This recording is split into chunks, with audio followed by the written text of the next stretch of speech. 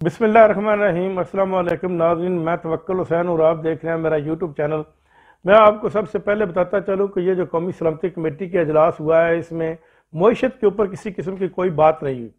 معیشت کو یہ انہوں نے وہی پرانے لولی پاپ دیے ہیں کہ معیشت ایسے ٹھیک کی جائے گی، جبکہ مہنگائی کا ملک میں یہ اندازہ آپ لگا لیجئے کہ تقریباً 45% مہنگائی، ہر چیز مہنگی ہو گئی ہے۔ کپڑے لے لیں، سیمنٹ لے لیں، کھانے پینے کے اشیاء جس میں آٹا، گھی، دالیں، اور مزید یہ اب گیس، بجلی اور پٹرول کو مہنگا کرنے جا رہے ہیں۔ یعنی کہ غریب کی کمر میں اب مزید چھرا گھونپنے کے لیے یہ منگولیوں کی حکومت تیار بیٹھی ہے، جو ہمارے اوپر مسلط کی گئی ہے۔ اگر اس ملک کو بچانا ہے تو ایک ہی بات ہے کہ عمران خان کو لانا ہے۔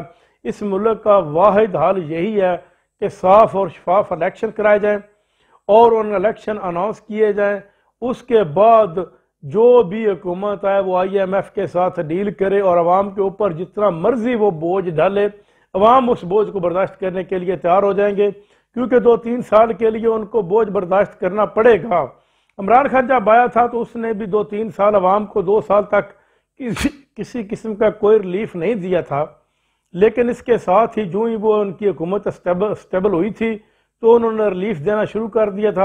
اور جب ریلیف کا ٹائم آیا تو اس وقت ہمارے غریبوں کے اوپر، جو پاکستان کے تقریباً 80% لوگ غربت کی زندگی بسر کر رہے ہیں، ان کے اوپر سہولت کاروں میں نے ان کی کمر میں ایسا چھرا گھونپا کہ یہ جو جتنے بھی ملک کے چور، کرپٹ، مافیا ٹولہ تھا، ان کو بلایا اور بلا کر اکٹھا کر کے ان کو حکومت دے دی۔ اور حکومت کس کی حمایت پر دی گئی؟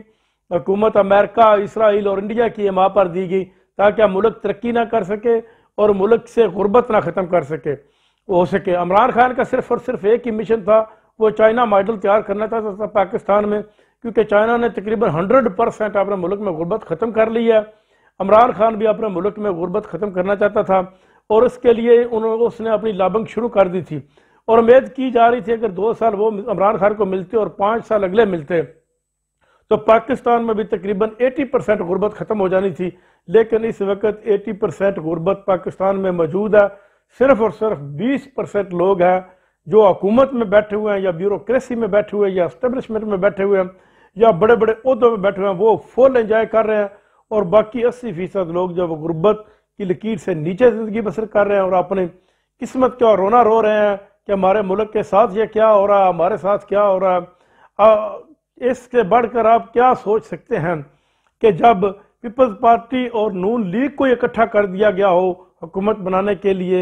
یہ دونوں مختلف نظریات کی جماعتیں تھیں۔ اب تک کے لیے اتنا ہی، اپنا خیال رکھیے گا، اللہ نگہباں۔